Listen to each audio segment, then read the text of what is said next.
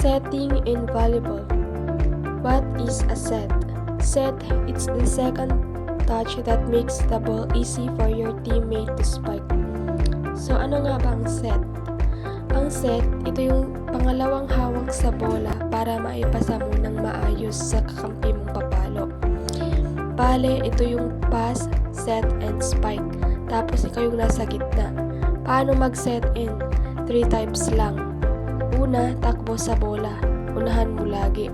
Pangalawa, kamay sa taas ng noo mo. Gawa ka ng diamond o triangle shape gamit mga daliri mo. At ang pangatlo, tulak pataas. Kailangan itulak pataas gamit mga daliri mo, hindi palad. Itulak papunta sa spiker.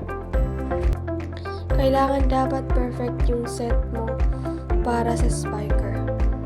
Pinaka-importante, dapat mataas at malapit sa net yung set mo para madali paluin ng